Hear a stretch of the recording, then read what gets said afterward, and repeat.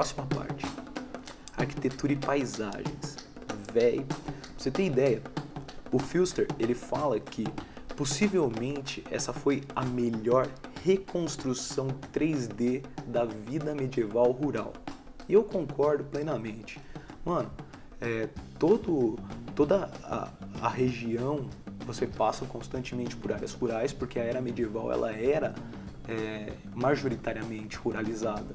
E aí você passa por pequenos vilarejos, você passa por zonas de agricultura, pecuária, apicultura, serralheria, você passa por moinhos, e tudo isso daí vai reconstruindo de uma maneira fantástica esse contexto. Você tem as choupanas, que são feitas bem baseadas na arquitetura medieval, isso daí os caras pesquisaram bastante, tá legal? Existem casas que são isoladas, casas que na verdade são grandes fazendas e já cercadas por muros de pedra, uma coisa que lembrou pra mim pra caramba aquela questão da política de cercamento dos ingleses.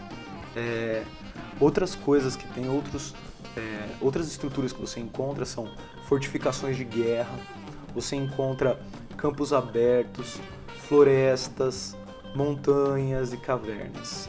Ainda também tem as ruínas. E as ruínas, para mim, muitas vezes lembravam uma arquitetura românica, uma arquitetura típica da Alta Idade Média. Mas cada uma das regiões ela tem aspectos específicos que se relacionam com a história. A região de Skellig ela tem fortes influências da cultura e da paisagem irlandesa, escocesa e escandinava. Principalmente você tem até regiões de fiordes que você explora.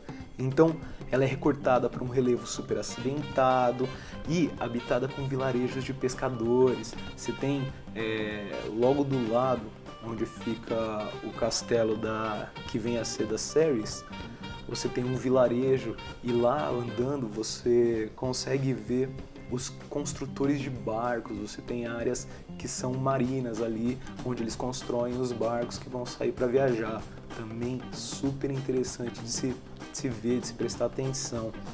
E além disso tem aqueles castelos bem estilo escocês que se projetam assim, de enormes rochedos, é uma coisa muito louca, vale a pena de conhecer.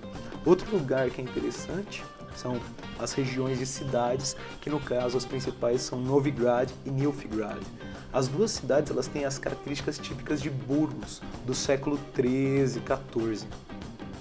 Elas têm ruas estreitas, os mercados a céu aberto, tem umas zonas portuárias e, é claro, aí entra uma vez mais um anacronismo. Por quê? Porque essas estruturas, ao mesmo tempo que elas apresentam o caráter de um período, elas também vão apresentar de outro. As lojas, elas têm grandes vitrines. Vitrine foi uma inovação tecnológica do século XIX.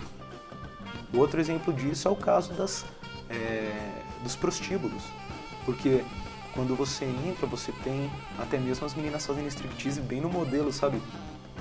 Casa de striptease de Las Vegas. E as meninas estão usando lingerie. Não existia lingerie na era medieval. A lingerie também é outra criação do século XIX. Tá vendo?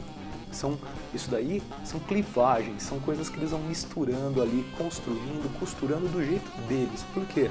Porque o mundo é fantasia. Eles não precisam corresponder exatamente a um período histórico.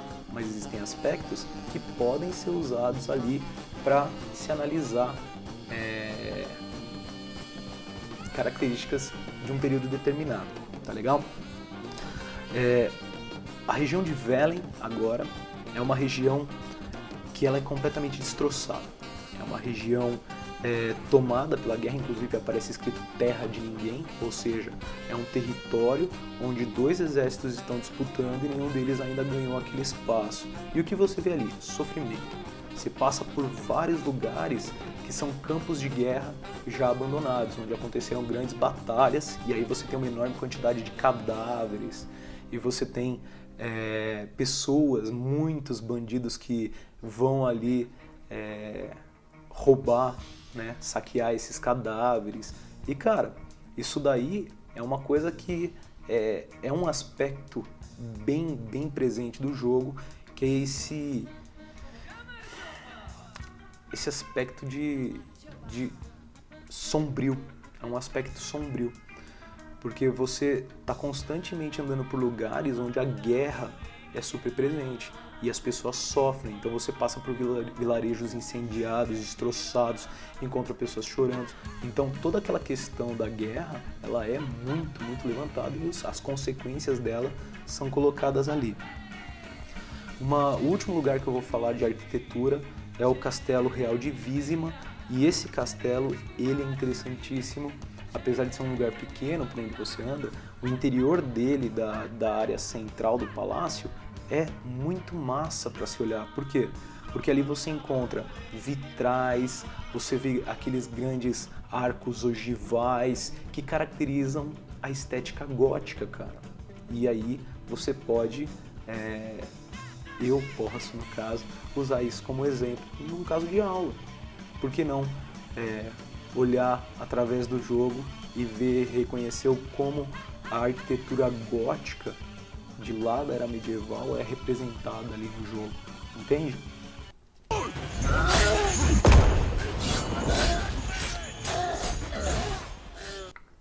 Religiosidade. Sim, a religiosidade é muito, muito presente por todo o jogo, e o que você mais presencia ali é a questão do politeísmo nas áreas rurais, nas áreas mais distantes, e você tem politeísmo antropomórfico e zoomórfico. Você tem até uma missão onde as pessoas foram transformadas em porcos por roubarem as oferendas de um deus porco. Muito louco isso. Mas você tem também a presença do monoteísmo. O monoteísmo, ele é representado pela religião do fogo eterno, que é uma coisa louca, porque eles pegam o cristianismo e misturam isso com o animismo. O animismo é a religião onde você tem a natureza como uma natureza consciente que influencia nas decisões das pessoas. E aí, no caso, é um fogo eterno. E essa religião se impõe. A religião do fogo eterno, ela é muito, muito aproximada do caso da Inquisição, onde você vai ter os que não acreditam na sua fé, que são perseguidos e queimados vivos. Então, aí você vê a referência direta a tudo isso. E o mais louco é que depois que passa um tempo, que a história se desenvolve, eles passam a perseguir todos que são diferentes. Então, uma vez mais, a questão da intolerância, tanto a intolerância religiosa quanto a intolerância racial, do preconceito, ela é levada em questão, ela é levantada, e você tem que saber lidar com isso. Você precisa interagir com esses personagens. Tem hora onde você encontra até mesmo alguns padres do fogo eterno e você acaba tendo um bate-boca. E esse cara depois, ele vai tentar te pegar, cara. É uma coisa muito interessante. Outra coisa que está muito presente é a questão da magia simpática. O que é isso? Magia simpática, parece um nome estranho e tal, mas é super comum e existe até hoje. É quando você faz uma oferenda para um santo, para que ele intervenha na sua vida, cara. E isso daí sempre foi a base dos politeísmos, né, anteriores. O romano é muito famoso por isso. A relação dos romanos com a religião não era de um deus para quem você se entregava completamente, mas sim sempre de barganha. Eu faço isso por você e você faz isso por mim. Então, isso daí está muito presente. Você tem as oferendas constantemente colocadas. Inclusive, você pode até... uma missão que é interessante sobre religião é o caso de uma senhora que ela pede para você cuidar de 3 estátuas que foram derrubadas e colocar as estátuas de pé de novo, né? São estátuas de uma grande mãe. E na última, você encontra um cara que vem com um puta discurso que tem influência da filosofia de Nietzsche. Inclusive o cara ele solta a frase: Deus está morto. Olha só que louco. Olha como tem um monte de referência na filosofia, na história, na sociologia, na arte, na arquitetura, tudo presente nesse jogo. Agora, tá tudo misturado. Você tem que aprender a reconhecer, a separar e organizar tudo isso. Religion is the opiate of the masses. The gods are dead.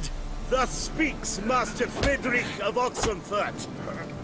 Referências da mitologia e folclore. Cara, isso é muito louco. Por quê? Porque existem referências da mitologia grega, eslava, celta e escandinava ali. Eu até, com a ajuda do artigo, procurei reconhecer algumas, mas só analisar o bestiário do jogo já daria um longo capítulo falando aí sobre as relações históricas, né? Mas 3 exemplos da mitologia grega que estão presentes ali na história do jogo são as arpias, os ciclopes e as moiras. E as moiras, elas ficam misturadas com uma lenda que é uma lenda eslava da Baba Yaga. As moiras, elas são deusas, são 3 bruxas que eram responsáveis por controlar o destino. Então elas tecem o destino das pessoas. Elas são as responsáveis pela história e pela morte das pessoas. E já a Baba Yaga seria a história de uma bruxa que andava pelas matas e que ela poderia. Ela era mal-humorada, ela era difícil de se conversar com ela, mas ela podia te ajudar ou ela podia te prejudicar. O que eles fazem é misturar isso daí e eles criam as moiras com esse aspecto de bruxas que realizam grandes sacrifícios humanos e se deleitam com tudo isso. As moiras, elas são personagens assim que aparecem bastante na história, você tem que lidar com elas, e é interessantíssima a forma como elas foram representadas ali. O mais legal fica quando você entra na casa da velha, que fica no pântano, onde ela tem um altar para as moiras, e naquele altar você tem uma grande tapeçaria, que seria feita de cabelos, que tem o trançado ali, naquele bordado desenho de 3 belas mulheres que seriam as moiras. Isso daí, vem carregado de sentido. É a referência do fato das moiras costurarem o destino das pessoas, mas também é uma referência que aparece bastante também em outros momentos, principalmente quando você anda pelas casas reais de Skellig. É a referência à tapeçaria Bayeux, que é uma parte fundamental na história medieval anglo-saxônica, que é um enorme tapete que conta a história da nobreza. Então eles pegam referências estéticas dessa tapeçaria Bayeux para puxar esse desenho. Olha que viagem mais louca, né? Na cultura eslava, você tem o Fiend, que é aquele Hornet Bessie, um grande bicho, um demônio com um chifre enorme. Você tem as Noonwraiths, as Night Wrath, os Leash, os Drowners e a Wild Hunt. Tá, não vamos falar difícil. Na cultura eslava você tem o quê? Grandes demônios, que é o caso do Fiend. Você tem também uma coisa que é muito presente na cultura eslava, sobre espíritos que não conseguiram, que estão presos de alguma maneira ao mundo terreno. E as Noonwraiths e as Nightwraiths são exemplos disso. Então você tem aquelas aparições noturnas, diurnas, que são pessoas que tiveram suas almas e que ficaram presas ali, e quando a alma fica presa, elas se transformaram em demônios. É claro que a história do jogo, ela adapta, ela interpreta essas lendas da mitologia eslava e cria uma nova história, uma nova versão deles, tá legal? Mas tudo isso daí é parte fundamental do folclore, galera. E o folclore, ele é a base de toda a criação desse jogo. Você tem que entender isso. Quando eu falo folclore, o termo vem de folklore, que quer dizer contos populares. Então você tem até historiadores, antropólogos especialistas nessa área, em entender como esses contos populares revelam aspectos de uma sociedade. E nesse caso, eles se inspiraram muito na eslava. Então eles têm esse mito dos afogadores, e a Wild Hunt é uma coisa que eu achei muito louca, ele é chamado na versão polonesa de Zikgon, e seria assim um mar de espíritos que viriam assim andando por onde passavam, destruíam tudo, mas ele não tem nada a ver com o que é representado, da maneira que é representada no jogo. Sim, a Wild Hunt, ela no folclore, ela capturava, ela raptava pessoas, e você tem, no caso, que eles estão tentando raptar a Ciri, só que eles não davam com grandes armaduras, nas segundas histórias, eles não seguiam esse modus operandi que é apresentado no jogo. Outra coisa que é muito presente da cultura celta são as câmaras funerárias, são cultos, né, na verdade, são lugares separados, onde os corpos são mantidos, e eles têm, tanto os celtas como os germânicos, os escandinavos, eles tinham essa crença de que na vida pós-morte, a alma passava a viver ali, onde estava o corpo. Então eles meio que criavam uma casa, por isso que são grandes câmaras, com oferendas e tudo mais. Na cultura escandinava, eu encontrei como referência a Plague Maiden, que é aquela fantasma que a primeira vez que tive na tela foi difícil, ela era um level muito maior que o meu. E os Botlings, que são aqueles ferunchos, não lembro o nome, que são aqueles bebês rejeitados que passariam a amaldiçoar regiões. Na verdade, esse canto aí desses Botlings seriam espíritos que prendiam viajantes que passavam perto do cemitério e que exigiam dos viajantes que eles o levassem, que fizessem um enterro próprio para eles. Só que quando eles chegavam perto do cemitério, eles ficavam pesados, a pessoa não conseguia carregar, eles ficavam com raiva e matavam todo mundo. Essa seria a lenda. Já na história do jogo, quando você fizer a missão do barão, você vai entender uma outra visão, uma outra interpretação. E também tem a deusa Freya, que ela aparece no jogo, existe uma deusa com o mesmo nome, que é a deusa nórdica, deusa da fertilidade. E no caso a Freya também aparece como deusa da fertilidade ali. Tudo isso daí, cara, são interpretações. Para conseguir separar isso, é quase impossível. Então, o interessante é você agora pesquisar sobre cada um desses contos e entender como essa história é apresentada.